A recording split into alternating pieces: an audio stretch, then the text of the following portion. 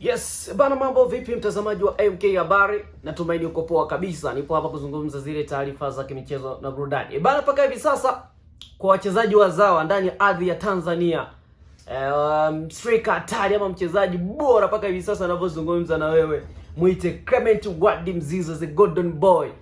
Mwamba ambaye anapambania nafasi yake ndani ya kikosi cha wananchi. Mpaka hivi sasa Clement Mzize ndiye top scorer akiwa na mabao 13. No assist, nasema no penalty. Hamna mpira wa kutenga, naita set pieces. Hakuna mpira wote ule ambao umepiga labda ukiwa chini umetulia free kick, hamna.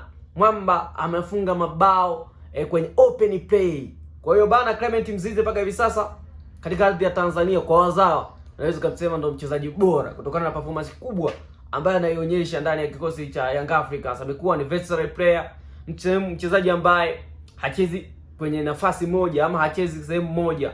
Mzize amekuwa mchezaji hatari zaidi toka ameondoka Angel Miguel Gamondi, kaja Sadio Lomovic, amekuja hivi sasa Hamdi Mloud. Bado Clement Mzize amekuwa ni mchezaji wa kutumainiwa ndani ya kikosi cha wananchi Young Africans kutokana na ubora wake mkubwa zaidi ambao amezidi kuonyesha. Mzize wa msimu huu na Mzize wa msimu uliopita ni watu wawili tofauti kabisa. Kumbuka msimu uliopita Mzize alipewa lawama nyingi sana namna ambavyo aliwashindwa kuwavusha Young Africans kwenye hatua ya robo finali ya ligi ya mabingwa barani Afrika kwenye mchezo dhidi ya Mamelodi Sundowns. Lakini tazama msimu huu ambapo anamuimba. Msimu uliopita alipoteza nafasi za wazi. Sadio Benjamin Mkapa dhidi ya Mamelodi alipoteza nafasi, lakini kwenye Let's Visfeld Pretoria kule nako pia South Africa alipoteza nafasi. Lakini njoo uone msimu huu namna ambavyo ameisaidia Young Africans. Katazame bao dhidi ya TP Mazembe, mbali kulikweli mpaka likachaguliwa kwa goli bora kwenye hatua za group stage kutokana na uwezo ambao alifunga lile bao. Lakini pia njoo uone kwenye ligi kuu NBC Tanzania bara namna ambavyo amekuwa na mchango mkubwa sana kuwasaidia wananchi kuweza kuchukua alama tatu. Kwa hiyo bana, mpaka hivi sasa wanavyozungumza Clement Mzize amekuwa ni kijana ambaye amekuwa na uhatari mkubwa sana.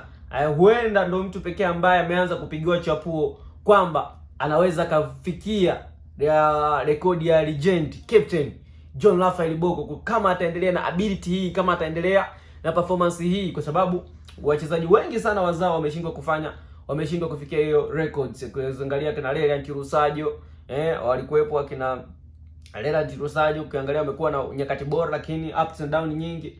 Njoo kwa Waziri Junior Shentembo ambao msimu uliopita alikuwa ni top scorer kwa wachezaji wazao na rekodi yake tayari Clement Mzize ameshaivunja. Msimu uliopita Waziri Junior Shentembo alikuwa na mabao 12, lakini mpaka hivi sasa ninavyozungumza na wewe rekodi Clement Mzize ameshaivunja hiyo rekodi na ameshafikisha mabao 13. Kwa hiyo bana, Mzize ananufaika na vitu vingi sana ndani ya uwanja kwa sababu ni mchezaji ambaye hachezi kwenye nafasi moja.